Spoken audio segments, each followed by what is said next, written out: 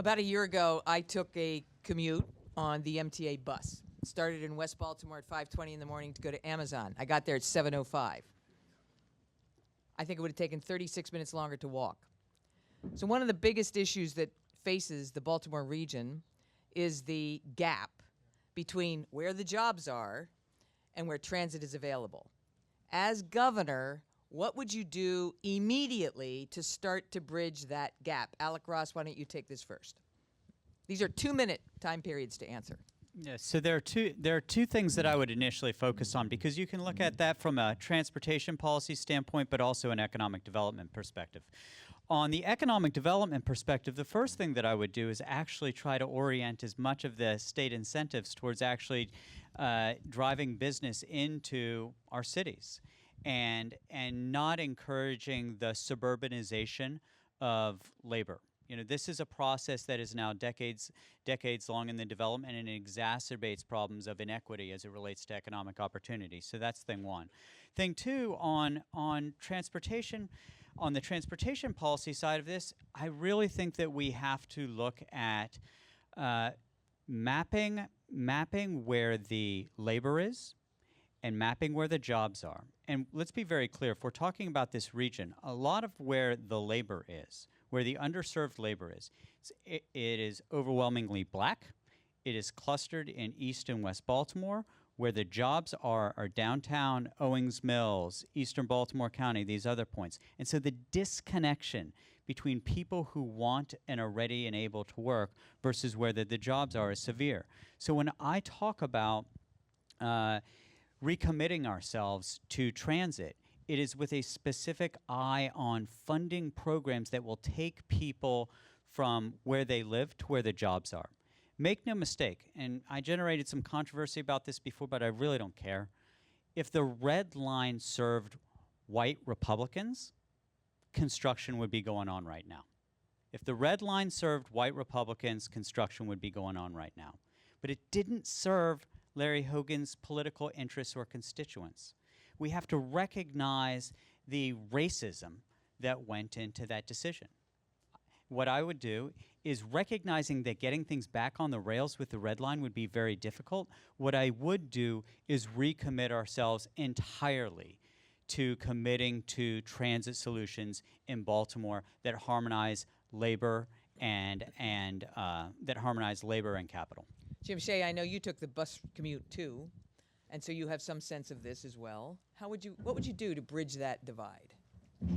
And we're not talking about just the southeastern part of Baltimore City. We're talking about the BWI airport area. Absolutely. We're talking about Harford County. Absolutely. I did take that very similar commute, because the thing we have to do is every transportation project has to be seen through the lens of the time it takes people to get to a job. It's fair, it's important for the economy, and it can bring us to where we want to be as a community. So everything has to go through that. And when I heard about the Baltimore Link program, I decided to go up to Sandtown, Winchester, and take a bus from there to the Amazon warehouse. It's about 9-10 miles. Over 2 hours later, I still wasn't there. So that didn't pass the muster there. At CMTA, we looked at the Baltimore Link program as it was being developed. After the second draft of 4, we had a consultant take a look at time to jobs. Would it be improved? And the answer came back no. So we publicized that. And we were immediately cut off from any access to more data from MTA.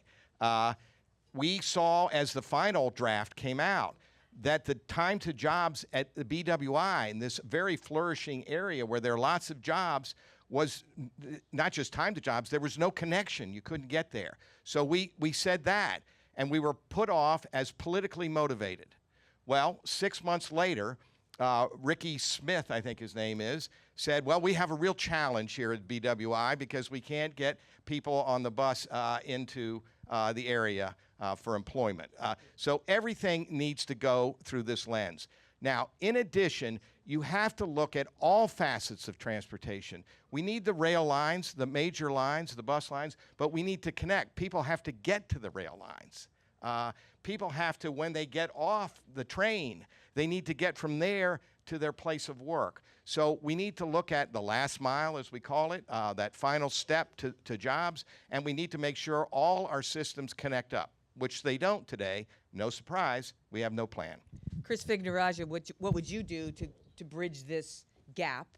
And it wouldn't take perhaps forever, although I know this might be part of a more comprehensive plan, but this is a very specific issue. Yeah, and I completely agree with you that it wouldn't take forever. I know some of the conversations have been about Hyperloop and maglev, and yes, we should talk about the fact that we are not cutting edge when it comes to transportation. But the reality is this isn't rocket science, and part of it is focusing on this issue in terms of evidence-based decision-making. So when I was in business, one of the very basic principles we looked at was cost-benefit analysis. And I appreciate the fact that we talk about this as an equity issue, because when you approach it as an equity issue, this is how I would look at it.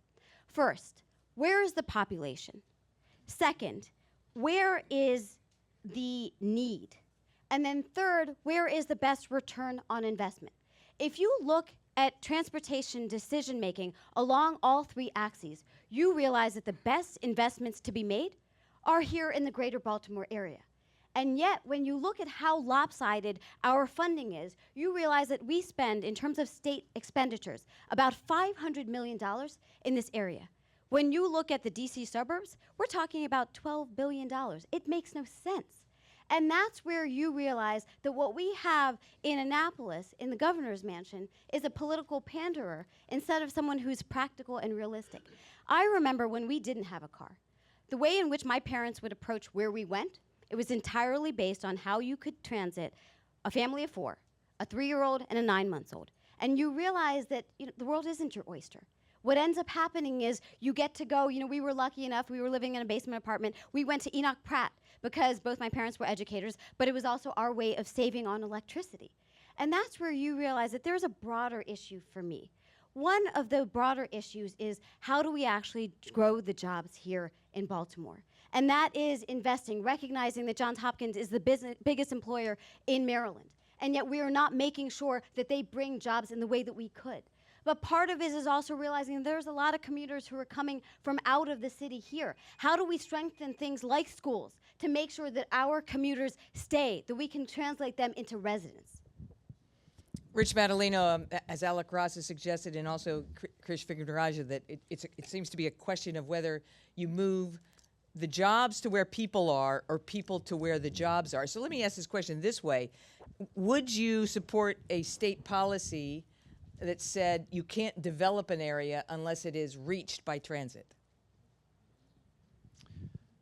I'll give you all a chance to work on that question too. Yeah. So that's a little different question. That is, and I think that's something that we should look at. We have a tradition in Maryland between the state and local governments, and especially when it comes to local control over some of those planning decisions. So that would be a very interesting conversation to be had. I don't know if that's something you could just plop on the table when there's other progress to be made. There are only so many dragons you want to fight at one time, and I'm proud to have worked with many of you in this room and the organizations that have co-sponsored this group to make progress on things like the Open Transportation Investment Act, and even this year on the stabilizing the metro system in the Washington area, while also providing money for the Mass Transit Administration for upgrading services and facilities in the Baltimore region that are run by MTA, and a regional, putting on the table a requirement for a new regional plan that brings the local government partners with the state, with the MTA, to look for the future. I've had the chance as a legislator in Montgomery County. A number of our largest business centers are federal campuses, the National Institutes of Health, and the Bethesda Walter Reed Medical Complex. Those are very large employment centers in our county. A lot of people are driving on and off. We need the state to be a partner with these employment centers at coming up with innovative ways to move people on and off. I'll never forget attending a meeting with the person who's the facilities director for NIH, and he said, look, if we could work with MARC to make sure MARC trains are outfitted with Wi-Fi that meets our level of security, we would be able to allow our employees to log in and start their day while they're doing their commute. Now, incentivizing people to use mass transit by including that as part of their day, that's a great way to get people out of a car and onto rail, working with the business community in trying to make sure that we have transit options and services, I think gets to the fundamental question about how we make sure there's a sync between jobs and transit. Mr. Jaffe, how would you answer? How would you address that problem of the gap between where the jobs are in transit? First of all, I'm a big proponent of volunteerism. I am a volunteer. I've been volunteering since 1990. And the business community needs to be more friendly to people in these types of situations. And so do the religious institutions. What I would propose is for all the major religious institutions to convene. In fact, one of the things I would do is, in my first act of government during the first 100 days, is to have a conference of all the religious leaders and the business leaders and get volunteers from the churches and businesses to help a person get to that job on a voluntary way of doing it. Somebody would drive that person to where that job is, and someone else would pick them up or pick her up. And I'm a religious guy, and whether you're Jewish or Catholic or Protestant, I refuse to believe that the churches and the synagogues wouldn't cooperate and try and help people to get from job to job and from job back to home and back to home to the job. People are good and kind. We just have to utilize them more effectively. And secondly, the leadership has to come from the governor. One of the things I would do is I'd go to Jane Miller and I would say, I want 5 minutes of press time to make an appeal for all the citizens of Maryland to be part of this volunteerism program. That's what we need: leadership and love for each other. Volunteerism. Rich Madaleno, I'm going to start with you on this question. All of you have been really generous to the Baltimore region tonight, building this, that, and the other thing. So how do you get a legislature to go along with you that is not exactly friendly to those ideas sometimes? And I guess the question, to be frank, is that how do you overcome the pretty powerful resentment towards state investment and additional state investment in the city of Baltimore and even in its region? How do you overcome that? Well, first you elect a governor who cares about Baltimore City. I mean, remember it was Larry Hogan who at a press conference on transportation projects had the city of Baltimore colored into the Chesapeake Bay. So one, it's helpful to recognize it actually happened. So one, you want a governor who actually believes Baltimore City is part of the state of Maryland. So it is working on regional solutions that benefit both metropolitan areas. And that's what I think I have specialized in as a legislator, is coming up with solutions that help make sure the needs of both jurisdictions are met. Being able to go in and talk to people and explain to people, to constituents, not being afraid of actually going out and talking to people about why we're making the decisions we're making, having confidence in the value of those decisions, and informing the public about them. I think there is a huge role in a governor to try to overcome those rivalries between the regions, because it's easy to try to flame them. It is much harder to try to build the coalition, but on issue after issue as a legislator, that's what I've sought to do. We have the revenues to have this discussion about the red line, the purple line, increasing transit, doing these improvements, because I was willing to stand up when it wasn't easy and come up with a plan to have a revenue structure that actually makes sense for the 21st century.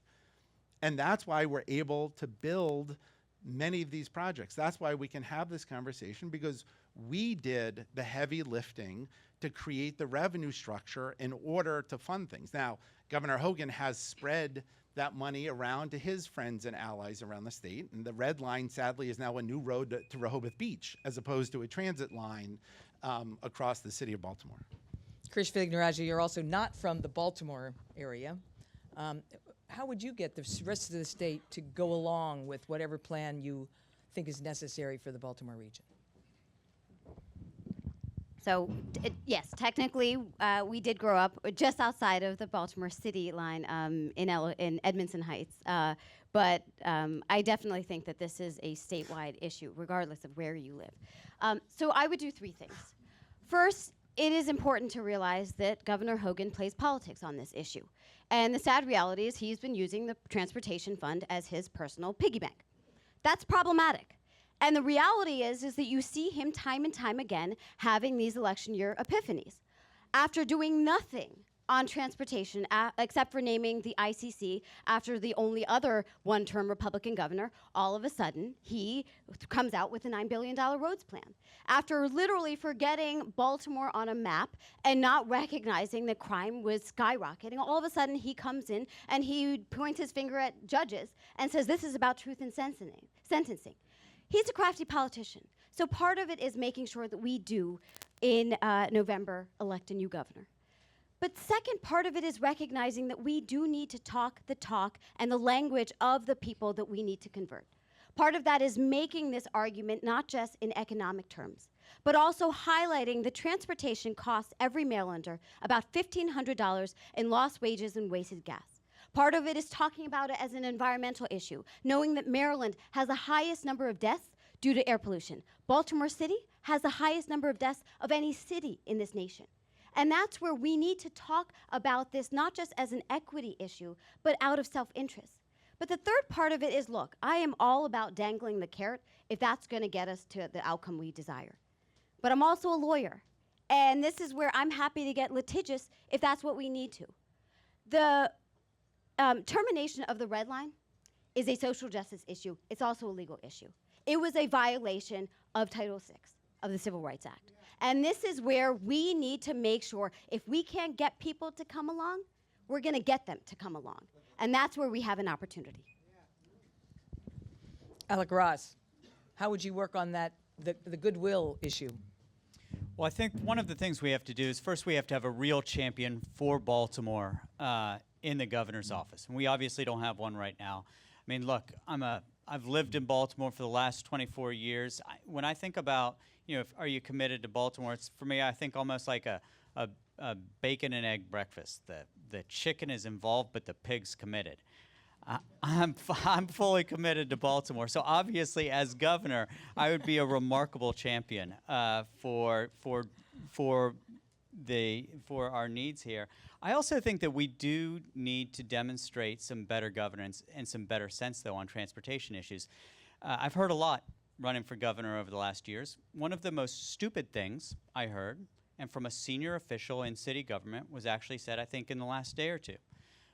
City Council President Jack Young said we need to start taxing and putting fees to parking bikes.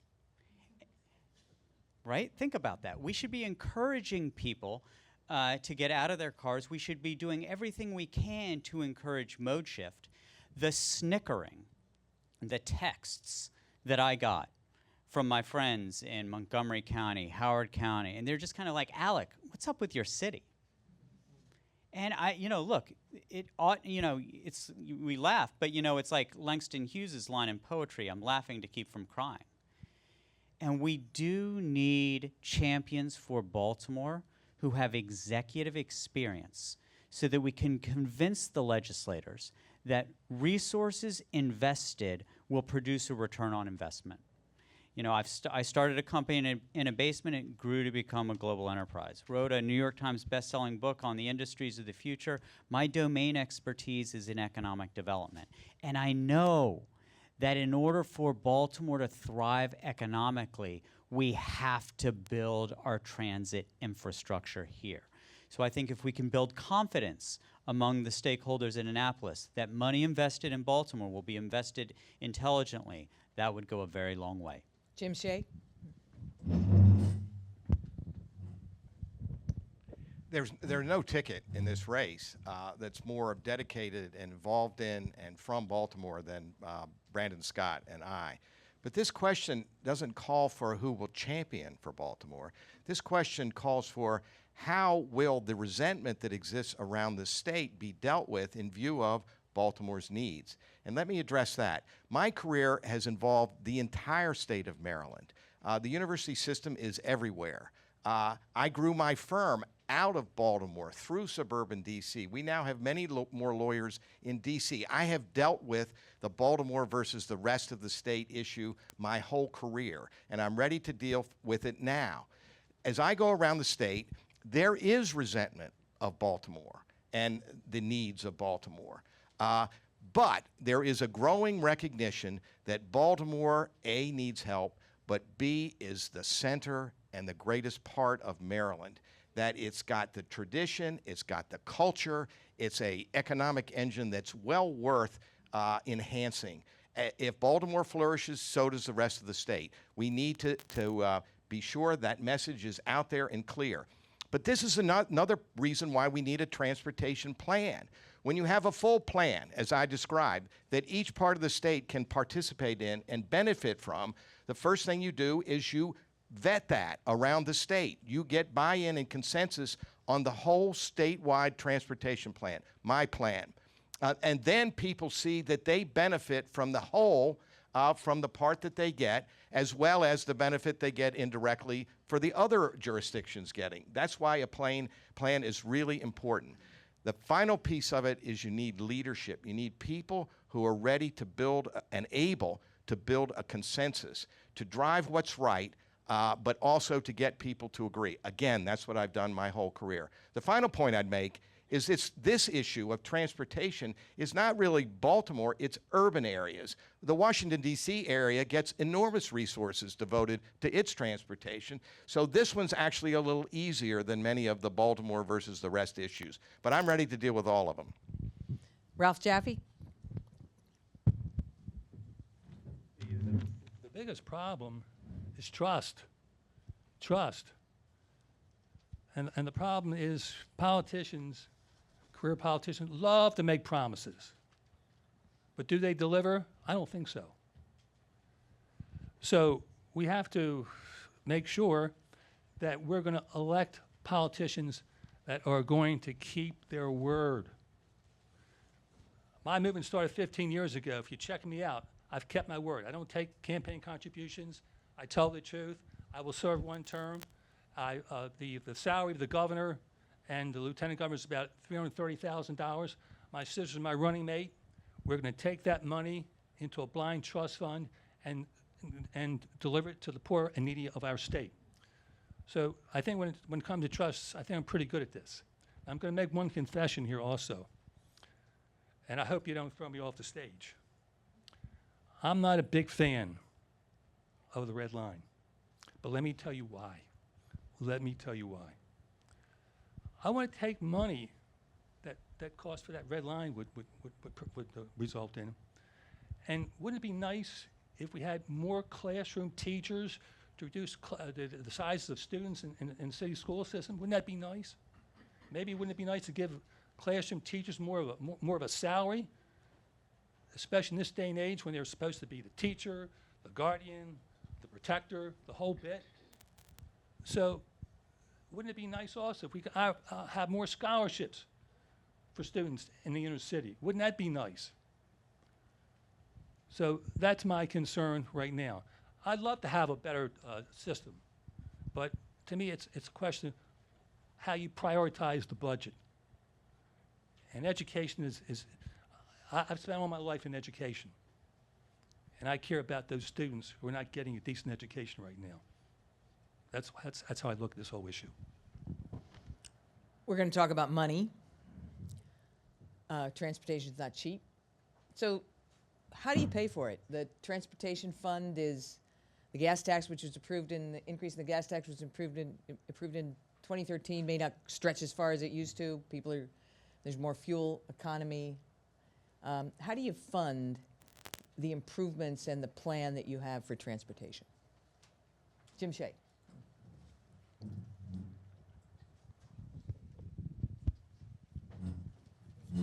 Well, we want the gas tax to dwindle.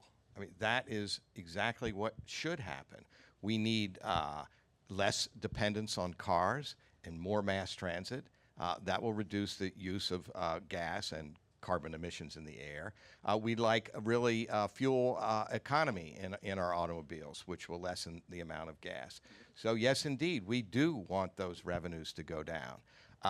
And yet, there are lots of ways to solve the problem that you posit.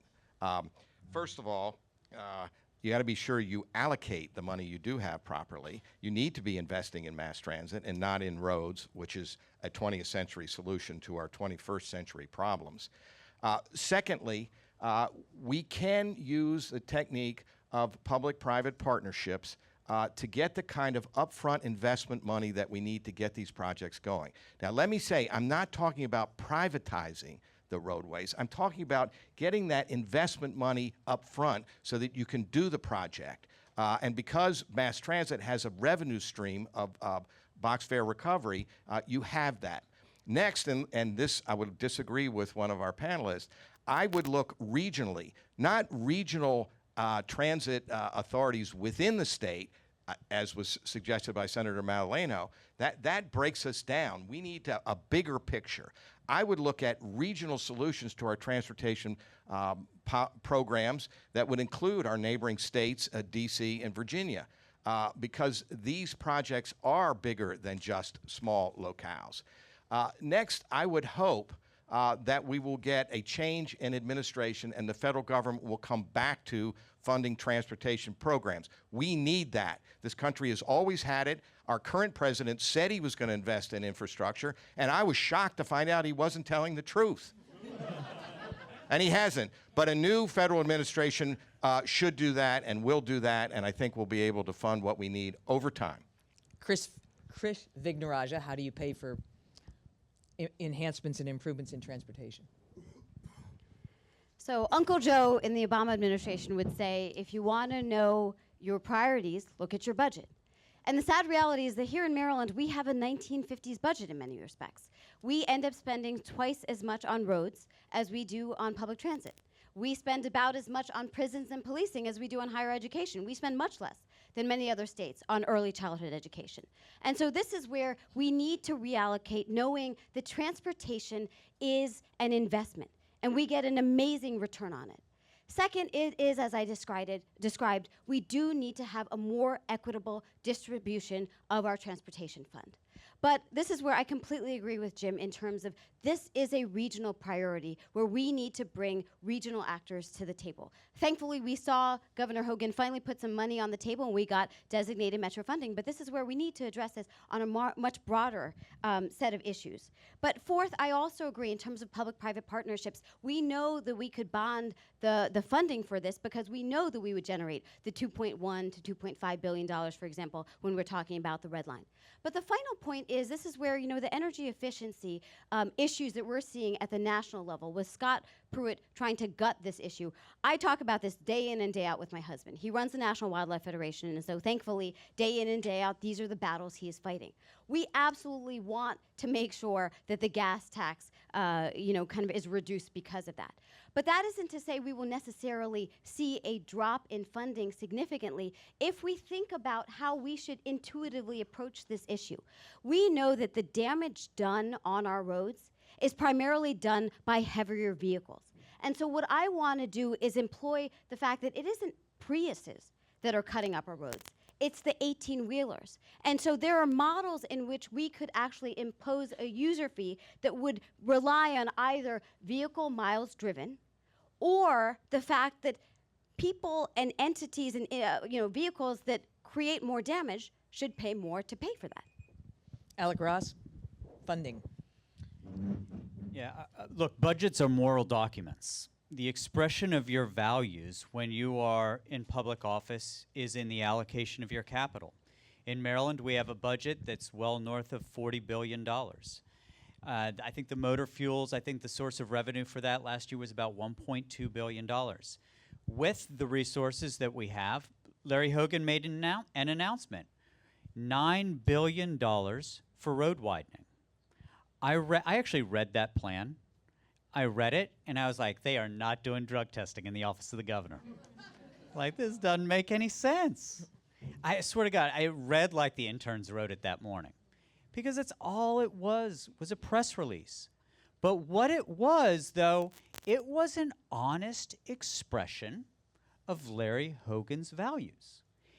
He looks at a budget of north of $40 billion a year, a substantial percentage of which is going to go to transportation, and he is saying what his priorities are. Let's widen the roads. More contracts for friends of the Hogan companies. Look at it. Look at who is funding his campaign. All those LLCs. Dig into them. Dig into them. So what would my values be? My values would be to take Larry Hogan's transportation policies, flip them, and you've got mine. And that then, those $9 billion for road widening would go into multimodal transportation. How we spend our money is an expression of our values. We have billions of dollars over an accumulated period of time to be able to spend. It can be securitized. It can be bonded. There are ways in which we can build this infrastructure if we really value it. Rich Madaleno, would you trade funding for highway construction for transit? I'll give you an extra 30 seconds, too, because I know I threw that little curve in there, you know. I'm going to ask the rest of them. You keep doing that to me, Gene. I know. I don't We're going to know. go through a couple of those rounds. I'll take it a sign of affection, really. Well, that's important in Montgomery admiration for County, doing too. that. I mean, Yes, you know, you thank got you. 270 running through your Thank you. jurisdiction there. So that, I mean, the interesting what the governor has put on the table, and it's so fascinating that he's put on the table what would amount to the largest toll project in the history of our country. When you think about it, if you compare it to what's already been going on in Virginia, you're looking at tolls that would be at least $1 a mile. It would be $35 to drive one way from Bethesda to Frederick. And so this is from the guy that is running for re-election on almost a platform of little more than, I cut your tolls. And now he's proposing this massive toll increase to build roads. We have, in fact, dedicated a substantial amount of our transportation trust fund to transit. When you look at the operating dollars, far more of our transportation operating dollars go to transit than to roads. It makes sense because you got to employ a lot more people for transit. You've got to pay the electric bill to run the rail lines. You have to subsidize the riders. It's a far more costly operating endeavor than the roads. When it comes to construction, we spend far more on roads than transit because we've got a lot of roads that have to be maintained, a lot of bridges that have to be repaired. And like many of us in this room, once you hit 50, the cost of maintenance goes up, right? We know that ourselves. We know that with our bridges and our roads and what we're spending puts more in. In fact, it costs more to maintain older infrastructure. We are slowly moving to more transit. One of the fascinating things, what the governor did with the Purple Line, the governor put the Purple Line on a credit card. And the first year's bill comes with whoever is governor in January of 2023, which if he gets a second term would mean his next successor and the 30 years that follow. So believe it or not, we are moving to a system where there's going to be a budget where it's going to be more heavily weighted towards transit and transit infrastructure. As governor, I would certainly try to move us there because there are smart things we need to do on MARC, on other transit, on buses, on bus rapid transit. That is the future, but we can't let the road network decline. We would never, any of us would want a bridge to collapse because we didn't maintain it. Ralph Dassi, you've already said you're not a fan of the red line, so you wouldn't have to spend all that money Would you cut funding for transportation? Well, let me just say this to you. I think to blame, I'm not a big fan of Governor Hogan. Please don't misunderstand. I give him high marks for his battle with cancer. But, you know, last time I checked, we have a General Assembly which is made up mostly of Democrats. Last time I checked, most of your governors and mayors have been Democrats in the last 50 years. And I sort of get a little angry and fed up, yes, fed up, when I hear this kind of talk. It's not reality, you know, in my book. The other thing I wanted to comment on was, if you want people to use the buses, and I did some homework on this today before I came over here, you have to make the buses safer for people to want to ride them. Right now, the buses have no real security. There's no security guard on the buses. I don't think I'd want to ride a bus, quite frankly, into the inner city at night right now. So we have to make these buses safer. Same thing with the subways and the vans and the cars. And I'm also a strong believer in carpooling. Whatever happened to carpooling? We have to work together. And my final comment is like this. Money is not always the answer. One of the reasons why there's so much resentment from out-of-city people like in Montgomery County or Prince George's County, Eastern Shore, Western Maryland, is because they think a lot of money is being thrown into Baltimore City and it's being wasted. So money is not the answer. I go back to trust. We have to have politicians that we can trust who will work together, not as selfish people looking for their own personal advancements as their careers expand, but doing what's right and best for the people. I want to ask a couple of, these are kind of lightning round questions, so you get like a minute, 45 seconds or a minute. I want to go just to the three that I didn't ask this question. I asked this of Rich earlier. Would you favor a policy that says you can't develop an area unless it's accessible through transit? Yes or no? I would not favor that. Alec? I think that should be left to local jurisdictions, but you can put conditionality for state dollars on things. Mr. Jaffe? The answer is I do not favor that. I favor volunteerism, getting people to cooperate and help people get to their jobs to and from. Volunteerism is what I believe in. Ms. Could I Vivian, just amplify just a little bit? You see, if that's the rule, then there would be disincentive to develop, for example, in Baltimore, where we have poor transportation. I think what you want is you want your government to create good, attractive infrastructure. When you do that, it will attract development around it. That's what Amazon headquarters wanted. They wanted a good transportation system. That's what happens with transit-oriented development. So that's the government's role. Good infrastructure, good transportation will attract development. And we need to put it where it's needed. Ms. Vignaraja? So I would support it in the sense that it is a basic principle of smart growth, right? It shouldn't be mandated by law, but it is what people who actually are strategic employ. And I think, unfortunately, time and time again, and you see this in our city, there are so many facets and ways in which there is segregation.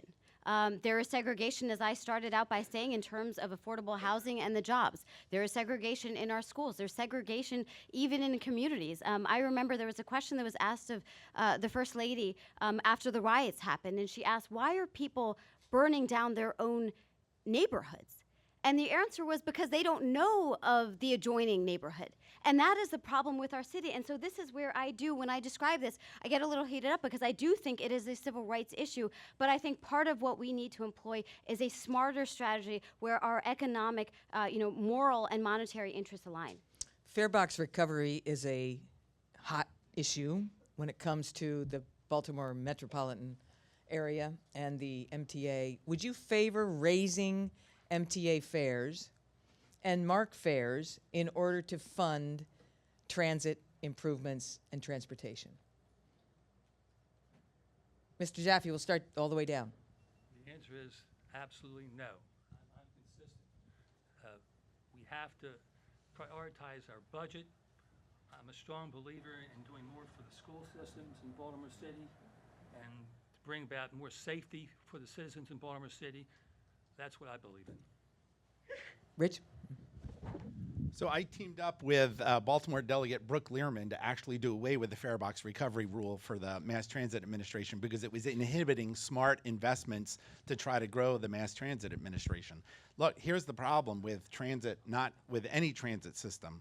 Raise fares, you depress ridership, you wind up with a spiral downward. It is what we are experiencing certainly with the metro system in the Washington area. As fares have gone up, ridership goes down, revenue goes down, fares go up even more. It's a death spiral. So you need to be very careful and continue to fight against fare increases as much as possible. And you need to, and it was part of what we tried to do with the fare box recovery bill, you need to, and why we eliminated it, you need to use different policies to judge whether or not the system is working, and you need to put investments in order to get ridership back up and create a virtual cycle and where increasing ridership is resulting in new revenues, and that sometimes means making sure you have higher subsidies of the operating costs, especially when you're rolling out new services. Alec Ross? I think there's a virtue and value in markets, but I also don't think we can allow markets to act unchecked. You know, the University of Chicago theory of macroeconomics, and the University of Chicago theory of macroeconomics would say, oh, well, you know, you absolutely should be pumping up fares because you can drive in more capital. And this, it seems almost there ought to still be a commons in our country, and there ought to be things that you're able to access irrespective of whether you're rich or whether you're poor. It's part of why I have a really hard time with Lexus lanes. I mean, I think about, you know, if you're on the road and two people who work at Amazon, one is the executive, the other folds bed sheets. And if you're the executive and you're in a Lexus, you drive fast, you pay the high fare. If you're folding the bed sheets, you're making $12 an hour, you're stuck in traffic. You get there half an hour later, you get home half an hour later. And so maybe it's Pollyanna-ish of me, but I think the role of government, in part, is to harmonize the relationship between state, capital, and labor. And when we turn everything, it's public transportation. When we turn everything into a market good, we lose some of the justice in our society. And I feel that in our zeal to make everything into a market, I think that we've lost some of the public good that we're supposed to be getting out of government. Jim Shea? You're gonna hate this, Jane, but I completely agree with Senator Madaleno. I think he's got it exactly right. You're But allowed to agree with each other. It's okay. it doesn't make for the kind of No controversy penalty. that we need. But let me add a couple reasons. Investment in transportation, public transportation, mass transportation, returns enormous benefits to all of us. It cuts down on carbon emission. It protects our environment. It enables people to get to jobs so they have a productive pay coming in and a greater tax base. There's benefit. Commerce flows more easily. If we have CSX with a Howard Street tunnel that can double stack, then we've got more commerce. That's what we need to do. We need to invest that upfront money to invest so we can get all these benefits back. And to turn it on its head and try to have the people riding the mass transit pay for it is the wrong approach. Ms. Vignerotta? Well, Jim's already disappointed you, so I'm going to just piggyback because there is agreement on this issue.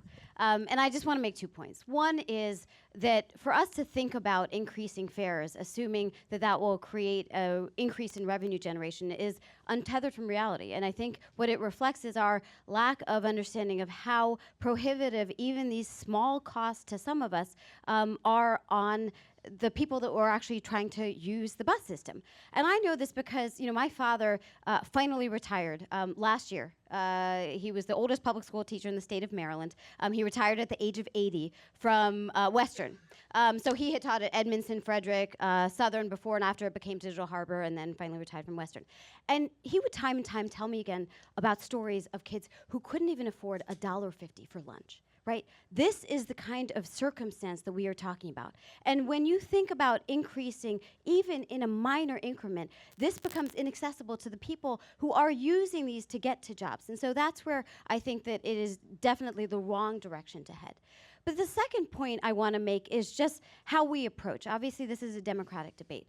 Because I think oftentimes when we talk about these issues, we think that we can nickel and dime our way to revenue generation. And we can't. We've got to grow our economy. So when we talk about the red line and the prospect of 250,000 jobs, what that means is $1 billion of increased revenue for the government in terms of what we're able to tax because of new jobs. But it also means $1 billion of savings in terms of the expenditures we would otherwise have to outlay. And that's the way in which I believe we need to go, because we can grow the economy if we realize that transit is the backbone, it is the artery, it is the veins of our economy. And if they thrive, our economy thrives.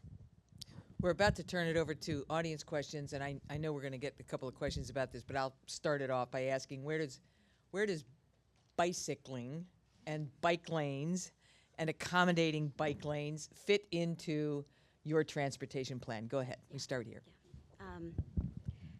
So I really do want Baltimore to have the most bike-friendly lanes in the nation. And I think that we could do this through three things. First is we need to have protected bike lanes, both because it will make it more accessible, but it will also reduce the number of crashes that we're seeing, because in Baltimore we do have a significant number of them. And part of what I do also want to focus on are strategies that we've seen that have been incredibly effective that we need to employ across our city in terms of these high crash corridors, where we have the data. I mean, this is where I'm going to nerd out, but we have the data that if we analyze, we are able to realize where through awareness, through signs, we can signal that these are the most likely places in which we are going to see accidents. Second, what I want to see us do is greater support bike sharing models, because this is where, look, we have started on this pathway, but we could absolutely support it in stronger ways than we are seeing. If you compare Baltimore to other cities, you realize that we are far from where we need to be. But then the third point for me is we need to also emphasize bike parking, because time and time again, you realize that we do not have the infrastructure in terms of being able to park. It's the same way we have issues when it comes to parking in the city. But then the final point is recognizing that we also need to make sure that those corridors exist.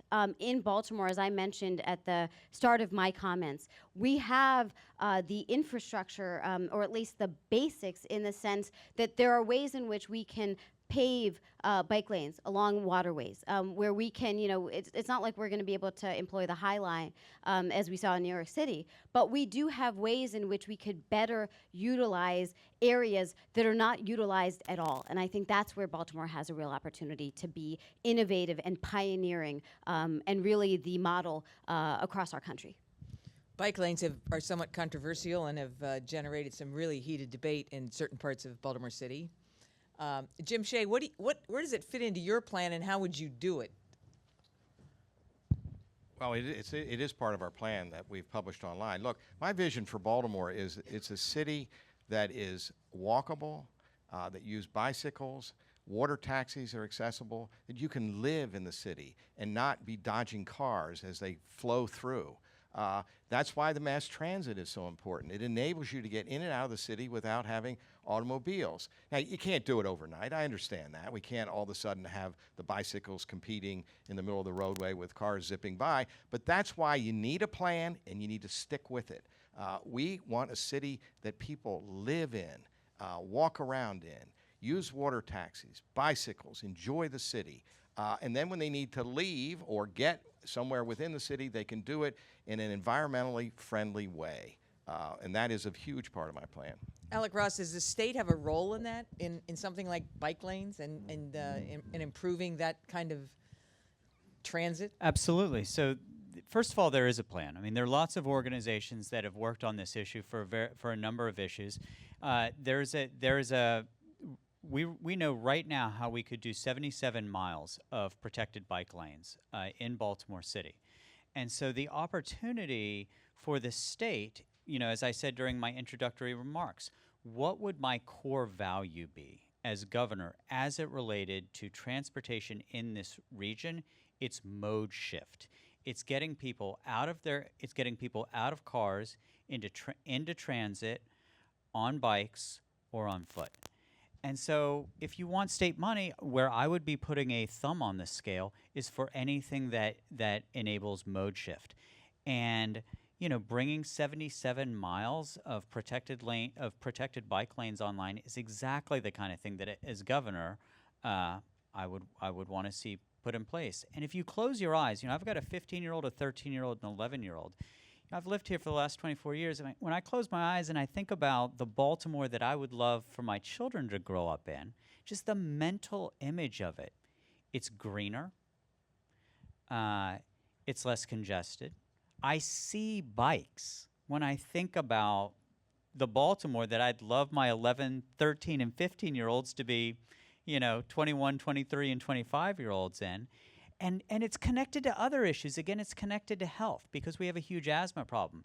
It's connected to economic development because guess what? If we want to be able to retain our fast-growing startups, if we want to have any shot of the Amazons, then you actually have to have that kind of culture. Because optimizing for the culture of tomorrow's workforce, of today's workforce, is what's really is what's really driving decision making. So there's connections in all of these issues. There's connective tissue. Rich Manalino, does the state have a role in providing a city like Baltimore with better bike lanes? Well, it's a fascinating question because when you think about it, the state doesn't have a role in the roads in Baltimore City. I don't, and you hear a lot of conversation up here about not being a politician. It's great to be an outsider this is where there actually are some benefits of having someone who has spent time and effort in learning these things, in being engaged in Maryland, in understanding the differences between the jurisdictions. I don't know as governor if I want to put a mandate on the city of Baltimore to add bike lanes when we're not actually providing good roads. How are we going to, if the city maintains all of its own roads, we have not been giving the city, and there are a lot of reasons, and we can have the conversation about how revenue sharing happens between the state and the city in particular for transportation. I wouldn't want to add that additional burden on without having the larger conversation, which is how I started my presentation tonight. And my opening statement was talking about rebalancing the relationship between the city and the state on the infrastructure, on the state taking on some of the larger roles, a larger role as the state has in all the other jurisdictions for providing those services, that infrastructure. I think the best thing we could do is fix the roads because I don't know, there are a lot of roads I hate driving a car on, not just in Baltimore City, but around the state, but in particular in Baltimore City. It would be an even less safe proposition to be adding bikes to them by paving a green lane and saying this is now a bike lane when you haven't done anything about the underlying infrastructure. And that's where we need to spend our time and effort. Sure, moving forward, we need bikeable communities, walkable communities. We need more transit. That's the way many of us want to live. It's the way our children are telling us they want to live and expect to live. But you have to start sort of unwinding where you really are before you get to the bigger vision. Now, if I'm not being a visionary enough because I'm a practitioner in this field, maybe that's a case. But what I'm offering you as governor is delivering on promises. You hear a lot about broken promises. I'm trying to make promises in this campaign that I can deliver on in 4 years, in 8 years, because you're right. You don't like politicians who make promises. You get frustrated and that they don't follow through. You get frustrated with that. It creates resentment. That's why I'm trying to be realistic in saying this is what we can deliver as a state because I've been doing it and succeeding and keeping promises as an elected official. Thank you. Senator, if the state were to offer to take care of the city's streets, the city would happily accept. Well, that's I And those hope of us you who ask. drive on them would be like, yes, please. I think many city residents would agree. Absolutely. It would be I know. interesting. It's exactly right. I hope you ask the right. mayor that question. There you go. I know. It is a long story. It's a long story. Ralph Jaffe, you have the last word on this particular topic of Thank bike you. lanes. By the way, I would commend State Senator. I'm sure he's done a very good job, but there's only one problem. He's just one state senator. And you have to work as a team effort. One thing is I've noticed in my years of being a teacher and working with politicians since 1970, they become more arrogant. They don't know how to listen. They just want to talk, talk, talk. One thing I've learned is I know how to listen. I think I know how to talk, but I know how to listen. And when it comes to an issue like the bicycle lane business, I want to hear what you have to say about that. Maybe you could convince me also maybe I should support the red line. Right now, I feel strongly about it, but I'm willing to listen. Can I say, the funny part is as a legislator, you spend your days listening. If those of you who have come to Annapolis for hearings, you sit, it's one of the most interesting things because you think you want to talk, and trust me, my whole family would tell you, I love to talk.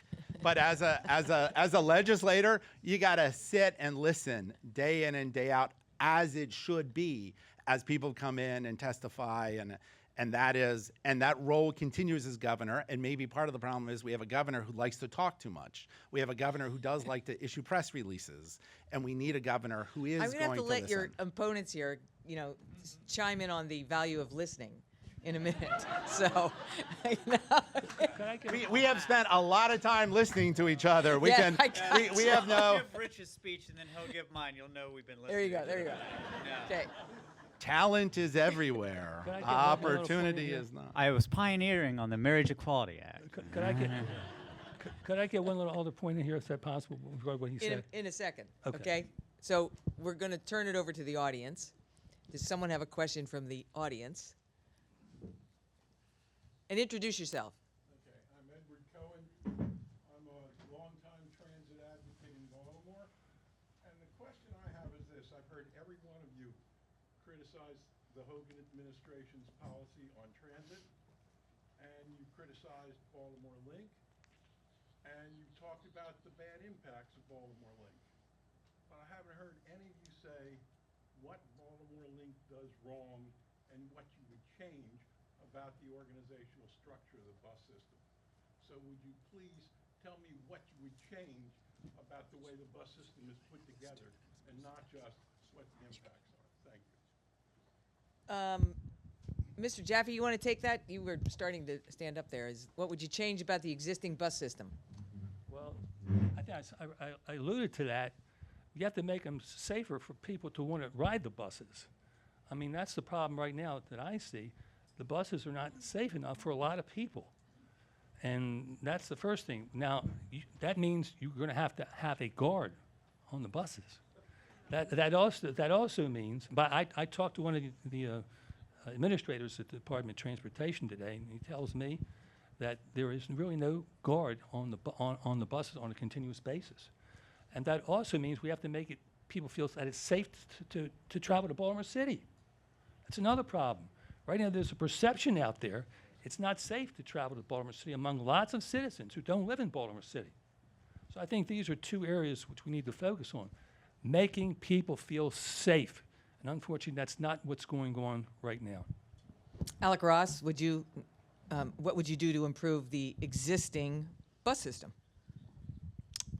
Well, look, I think Baltimore Link, I think it was a $135 million investment, the purpose of which was basically, I mean, the $135 million Baltimore Link was effectively the substitute for the Red Line. You know, it was the press release that was supposed to make people forget about the Red Line, right? And so the larger question is, what is the strategy for transit in the Baltimore region? And so I don't think you can just segregate Baltimore Link out. It has to be looked at within the broader context of transit in Baltimore. So Baltimore Link, as it's presently constituted, is basically something that is there as it was put in the investment was put in place as to try to salve the lack of investment in the Red Line. Jim Shea? I did address exactly what I would do. You start with the criteria you think is important, and I think time to jobs is really important. So you map out, and we did this at CMTA. It's exactly what we were advocating long before Baltimore Link came on. This idea of rerouting the Baltimore bus system's been around for a while, and there was a big project before the election last time on it. And you set your criteria. Most important one is time to job. You see where the jobs are today and where they're likely to grow, BWI, and you plot by pretty simple arithmetic means how you quickly get people from where they live to where those jobs are. You do the same with schools. You do it with the criteria you think are important. But for me, those two were the first two. Chris? So there's three things that I would do. First is recognizing that, as I think Jim has alluded to, it is not a strategic or smart outlay. And part of it for me is focusing on the fact that there are very meandering routes, and there's also multiple connections. And so you could be traveling less than 2 miles, and it would take you over 2 hours, which means that it is in many ways unusable. Second, this is where I think Congressman Cummings would sometimes call it the missing link. It's an unreliable system. And I remember when my father would use the bus, he would allocate at least an additional hour because he expected that because of delays, he would oftentimes be late to work. And so you'd have, people who have to add that time, which is time away from family, right? It is time that is wasted, that is not productive. And then the third piece of it is thinking about how the user experience, and this is kind of my business background, it is not customer friendly in the sense that, particularly if you're a family, it is very difficult to use with children, but it is also for older adults. Time and time again, I was at the Zeta Center in Park Heights, where the number of residents who would complain about the fact that if you are in any way impeded in your ability to be nimble, you have, bus drivers shut the doors on you. And that's where you realize that there is not a way in which feedback is applied in terms of if you're a bad bus driver, you should be demoted, right? You should be retrained. And I just don't think that the system is usable. And that's where I think the politicians actually need to employ what you would see in business to our bus system. Senator Menalino, would you agree that the Baltimore Link system needs to be improved? Absolutely. Bus service throughout the state needs to be improved. It's not just a Baltimore issue. I think for a lot of reasons, you have a bus system that is operated more, I think, sometimes for the convenience of the bureaucracy than for the riders.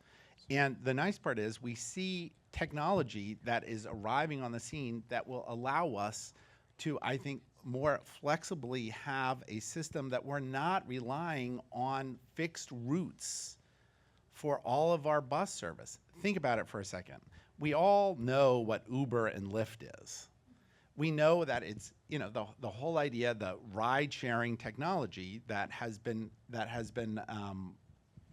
released throughout the country and the world. Look at a variety of employers in the San Francisco area, which is where I've just been more familiar with this. Google, Apple, they run their own bus services. And those bus services do exactly what we're talking about up here, right? They move people from where they're living to where their jobs are. They're using technology in order to make that happen. We have to move in that direction to have a more rider-friendly system. And that means we can have more flexibility with the system as opposed to printing a map and saying, this is what the bus route is going to be for the next year, the next 2 years, the next 5 years, whatever it is, and instead have that flexibility, engage with businesses, employment centers, engage with community leaders, do some of the pioneering stuff that many of your organizations have been talking about, that Jim has been talking about. I mean, I think what you find up here is a great degree of agreement. I think sometimes we joke about it. We noticed. Violent agreement on so many on so many of the issues. And what you see is a big difference between the Democrats and the Republicans. I think this has been referenced before. I don't know if there's one rail station, one subway station or light rail station in the state of Maryland that is represented by a Republican. think about it. Mass transit riders across the state are represented by Democrats. The Republicans have little interest in this. There's very little political upside to Larry Hogan as or any Republican to say, I got the buses running well, because those aren't the people who are voting for them. If you want to have a good system, if you want to have good mass transit, you gotta elect a Democrat who cares, because any one of us up here would care more than Larry Hogan. And I would just point out, if you want to make progress in Maryland, I think I offer that something special of having that additional experience, at I the disagree with state that. level. So, Next I'm question, hurt, Jim. I am hurt by that. next question, and I'm going to hand the mic off here. I'm a little disappointed. This is only the second one of these things I've been to. One of the individuals that I've been wrestling with giving my vote to, I'm also disappointed with. I don't know that I would be any more appreciative if the others of you were here, and I'm sorry that they're not here. And a question was asked earlier, should the state determine, the governor and the legislature, and a reinforced legislator with greater authority than it now has? The governor should not continue to have that excess authority I believe it does have now, but should the state say to a proposed developer, you can't build there? And uniformly you all said no, the state shouldn't be able to do that. Most recently in San Francisco, the example was given of elite employers providing elite transportation for their elite employees as a model of something that we should aspire to here in Maryland. I don't think so. I have to claim ignorance. I don't know where the Amazon facility that currently exists in Baltimore or just outside of Baltimore apparently is. But any developer, especially of the size and magnitude of Amazon, that comes into the state should be required, one, to develop where there is currently a developed area that's not being utilized, rather than fell any more acres of trees. We don't need to lose any more trees. And secondly, if they're going to invest in a campus or a industrial facility where people don't live, that entity, that private sector entity, should be required to contribute to the transit of its employees from wherever they come. One last thing, getting here tonight, Sir, you should ask a question in there. getting here, oh, I thought I did. You should reconsider your attitude about elite employers and allowing developers to fell more trees and build campuses where their people don't live at. Getting here tonight was not so problematic. Getting home is going to be problematic. I come from Greenbelt, Maryland. I was able to take an inadequately funded Metropolitan Washington bus to the train and catch the MARC, which is inadequately funded. But I can't get back by MARC because the Camden Rhine doesn't run past 8 o'clock, or 7 o'clock actually. And I can't get back by the Penn line to New Carrollton because the Washington Metropolitan bus stops running at 8 o'clock to get to where I come from. Any consideration of how to improve transit and transportation in Maryland, Baltimore, Washington, and elsewhere in Maryland should allow for people to be mobile well into the evening? That's a question. Well, actually, there are a couple of questions in there, and you, Senator Manalino raised it, so I'm going to just pick up on it very quickly, and again, try to answer briefly. And that is, Amazon, for example, which is in Southeast Baltimore City, one of their facilities, runs a shuttle from downtown to Amazon because MTA can't get there fast enough. So they run a shuttle. Should the state consider being in the business of subsidizing private transportation to be more nimble about matching jobs and people? I'm not trying to say that. I'm trying to say that in a neutral way. Did I manage to do that? Yes. Yeah, I'll give you a subsidized neutral area. answer. No, the answer is yes, and I think that's what the type of system I've been trying to talk about. When I used the example of Google and there are campuses in the Bay Area, you're right, it is elite transportation for elite companies. That doesn't mean that isn't a model that we can use to spread that out. It's making sure that we're partnering with businesses, individual businesses, a business community, a business district, in order to bring what the state does well. The state can employ people. The state can buy assets. The state can subsidize private firms to do it. But bring that with what the private sector does well is innovation. That technology, partner with some of the groups that are out there that are doing this sort of transportation, because I think that's the type of mass transit system for the future that is far more nimble. That doesn't mean we shouldn't be improving our rail system. That doesn't mean we shouldn't be expanding our fixed rail system where we can and where it makes sense and where there's density. But I think moving forward, we have to be innovative with those types of solutions. Does anybody disagree with that proposition? I have a difference of sort of a distinction here, which is that where I think we should partner with the private sector is on the technology, the very concept of on-demand, last-mile innovation to be able to draw the bus or whatever it is to the rider, I think is good.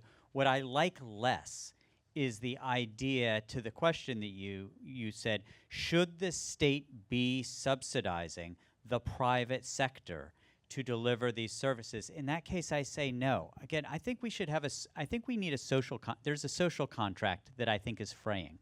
The relationship between state, capital, and labor. And where I think our social contract has really been failing lately is so much of the power lately has been domiciled with corporate power that we are giving many of the functions of the state to corporations that I think don't ultimately serve the public good. We should adopt the technology. But what I don't like is the idea of our partnering with a company like Amazon with over $500 billion market cap to take OpEx out of their P&L to make it more efficient for them to deliver their people from one place to another. My distinction would be to say, all right, Amazon, if you are going to benefit from all of the public investment that is going to enable you to have HQ2, then what are those investments that you can make in the community to enable either A, more people from more zip codes to be able to compete and succeed and join your workforce, or two, what investments can you make in the infrastructure rather than just what can we cede to you? Jim Shea? I have a couple reactions. First of all, I'm a little confused with exactly what the question is, but that's all right. So I'll ask the question this way. Should this, in order to be more nimble Right. at matching jobs and people and using transportation to do that, should the state pay the private sector to do that work, That to was do a- that job? That was a question I was going to answer, so I'm glad we yeah, aligned on okay, that. so that's the question.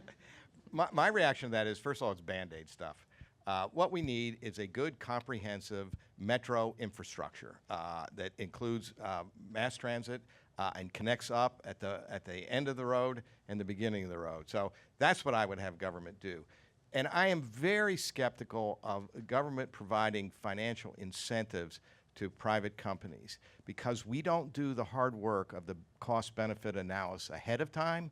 Is the incentive that we're giving greater than or less than the benefit that we're getting? We don't do that. And we don't do it after the fact to see whether we've done it right or not. We do it over and over again with TIFs, with incentives to Amazon headquarters.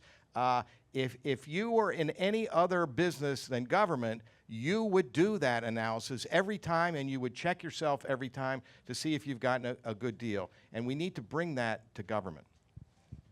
Ms. Vignarajan.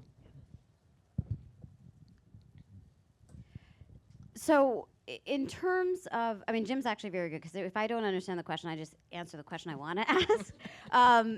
But I will try, I hope this is on point. So in terms of the question of whether I would support, kind of a shuttle service for the private sector, absolutely not. I do think that there is a role that government should play in terms of ride sharing. So, for example, the government has a kind of incomparable convening power, and that is where when we can allow for that matchmaking to be done in part through governmental support, I think that's critically important. Likewise, when we can incentivize ride sharing through HOV lanes, I think that is the role that government needs to play. But in terms of creating, using taxpayer dollars, a service that is only accessible to certain employees of a private employer, I think that is hugely problematic. And that is where I think that what happened here in Baltimore, specifically when you're talking about with corporations like Amazon, is a double whammy. And yes, that is a technical term. What I mean by that is that there is a reason why Amazon decided to kind of put on its finals list, as a final list, Montgomery County, not Baltimore. It was because we don't have things like the Red Line. And then soon after, we make national headlines by having our children literally freezing in classrooms at schools like Frederick Douglass, where my father and my running mate taught. And then you announce an $8.5 billion package that will largely benefit Montgomery County, is where you realize that this is our governor playing politics. It's not just unequal, it's unjust. Go ahead, Mr. Jaffe. The gentleman who asked the first question, if he'll see me after the debate is over, I think I can help you find some volunteers to help you get to and from your job. Right here. Good evening. Thank you all for being here. If I may have the honor, I'm going to speak as millennial. And so last year, if you're not aware, no, hopefully I'll provide a context for my question, and then I'd love to hear your comments.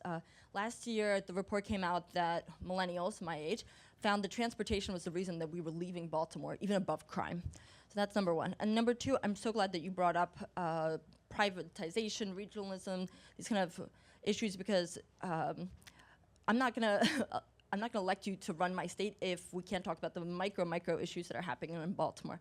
What I'd like to address is that we're already having this sort of privatization happening, and that happens for anyone that lives in downtown that sees and goes on Charles Street. There are about 10 different shuttles that already go up this street from different universities. So there's University of Baltimore, Hopkins, Micah. Each and every university from this locale, because of the poor running bus systems, has created their own shuttle system, which runs as a secondary transportation system. And that's, to me, very frustrating thing, because when I looked and I found that student fees for these shuttles are each about $89 to $90. We have 200,000 students in the city. That's $18 million. So we want to talk about having partnerships and private this and private that. And what are you going to do to make sure that these anchor institutions, like, in my opinion, they're pulling funding out of what would be the MTA. And if I was to be in Boston, it would be, or New York, or Washington, D.C., I'd be riding Metro, and I'd be a university student, I'd be Hopkins and Micah, and I'd be living and working, playing here. And your children, when they grow up from being 19 to staying here in the city, are they only going to ride the Hopkins bus? So, if you could just answer that parallel between the MTA and what you're going to do with the anchor institutions that are essentially running a secondary metro or transit service through our city. I guess the question is that, I mean, we see them too. We are very familiar with them. What do you do? What do you do? Do you say, you say look, you I'll can't speak to operate this. them? This You is can't compete with MTA? I mean, what do you do? So this is why I think I've made the point 2 or 3 times this evening. This is why I believe in the commons. And this is why I do not believe in just sort of ceding everything to markets. I do believe there is a good old-fashioned role for government to play. Now, the reason why all these colleges and universities are doing it is because government has failed. Would I say to Johns Hopkins, thou shalt not run a bus service? No. The best response to it is to have a tremendous bus service that, students at Johns Hopkins would never imagine, wanting to get on the Johns Hopkins bus. The failure to invest in 21st century infrastructure is why we have our institutions creating market-based solutions, because the public sector has failed. This, again, is what I'm talking about when I talk about the fraying social contract. This would not have happened decades ago. We have turned too much power over to the private sector to fulfill what has historically been a public good. But in this case, I don't fault them. I fault decades of failure to truly invest in 21st century multimodal transportation solutions in our city. Senator Madaleno. Well, don't think that what you're seeing in Baltimore is unique to Baltimore. I mean, Georgetown University runs, George Washington University, all over the District of Columbia, the schools are running those buses. The University of Maryland College Park is running those buses. You have a large institution of people trying to get from different places. The shuttles make sense. And to me, it makes sense that the university provides that shuttle service because from a taxpayer standpoint, it's the cheapest thing to do, as opposed to, I wouldn't know how, in a College Park context, I wouldn't know how you would want WMATA, the metro system, to step in and provide that service that is meeting the needs of the college students who are trying, and the employees who are moving on and off that campus. So to me, those sorts of smaller scale systems make sense. We can talk about how they should be paid for, whether it's fair, who's operating them.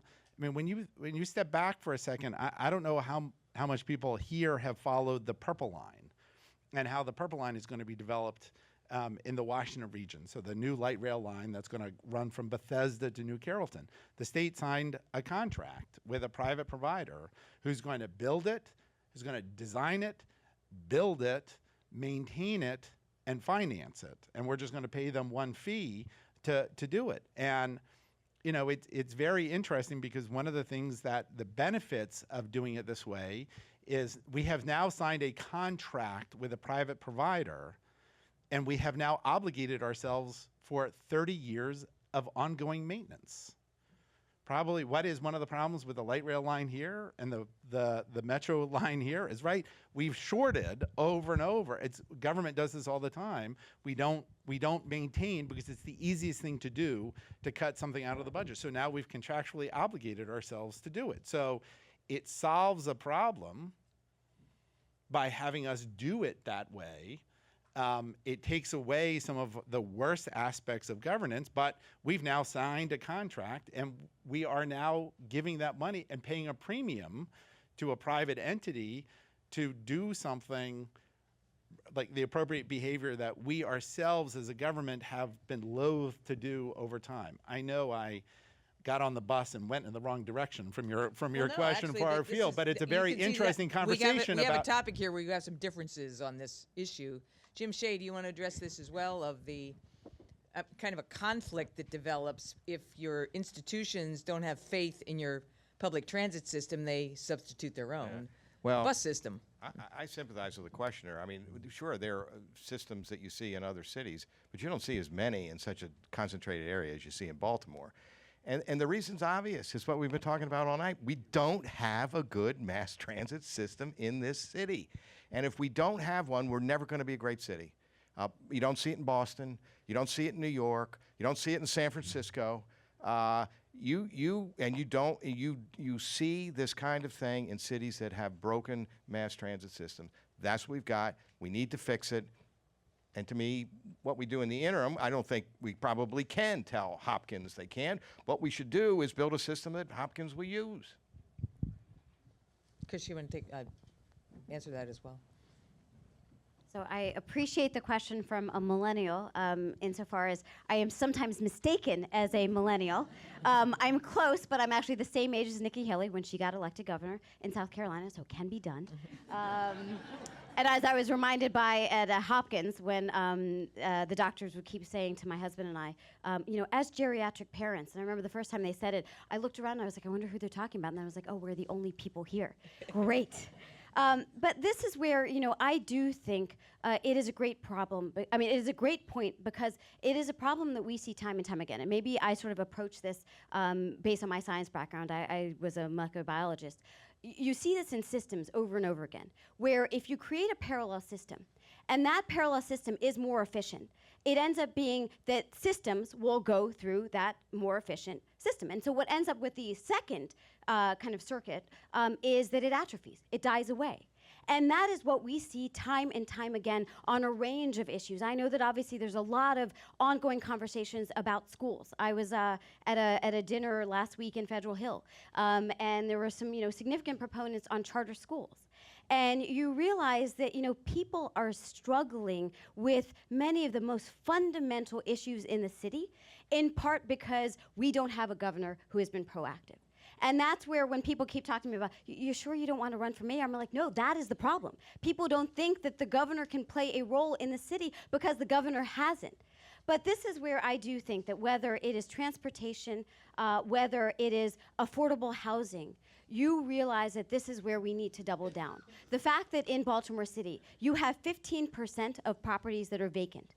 And yet you look at successful projects like Vacants to Value, and there's a waiting list, a long waiting list. This is where you realize that if we actually invest, if we make our system more efficient, that is the only way we're going to attract, kind of users who are going to provide the user fees to make these systems, kind of realistic and relevant. Ralph Jaspy. To the lady that asked the question, and also to any of you out there, I would say if you're having problems getting your bus to pick you up, if you would, just a suggestion of mine, if you would call your state senator and your 3 state delegates and complain to them, I think you might get a better service. Or if that doesn't do it, then get one of your friends or 2 of your friends to do the same thing. Call your state senator and your 3 state delegates. I think you might get better service.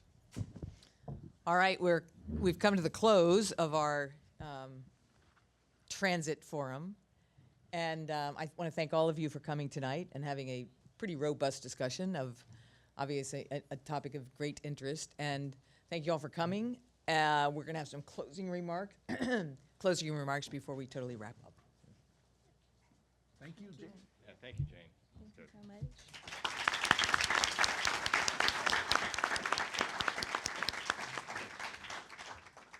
On behalf of the 7 partner organizations that put on this event, including 1,000 Friends of Maryland, Baltimore Transit Equity Coalition, Bike More, Central Maryland Transportation Alliance, Citizens Planning and Housing Association, Global Shapers Network, and Transit Choices, we want to thank you for joining us this evening. And we also want to thank you, the candidates, for devoting time to focus on this very important issue and how it affects the future of our region. Thank you, Jane Miller, our moderator. And thank you to the Real News Network as well. On your way out, there have been some written questionnaire responses, and video from the forum will be available at many of the partner organization websites. So those organizations that I listed, if you go to their website, you can get more information about this event and all the things that concludes from it. We will send you thank you emails to all the guests who register via Eventbrite with the links to those things. We ask and we implore you and encourage you to vote. Maryland's primary will be on Tuesday, June 26th. You can still register vote up until Tuesday, June 5th. To register, find out where to vote, review what will be on your ballot, etc., visit www.vote411.org. So get more information on how to vote. And then on your way out, be sure to sign up to receive the Maryland General Assembly Candidate Transportation Questionnaire booklet. So another set of candidates have answered questions about these very same issues and what they can do in their realm. So make sure you sign up so that you can receive that booklet and vote informed in that way. And again, we thank you all for joining us. Good night.